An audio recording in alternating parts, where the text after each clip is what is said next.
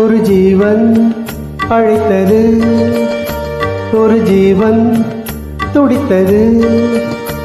இனி எனக்காக அழ வேண்டாம், இங்கு கண்ணீரும் விழ வேண்டாம்.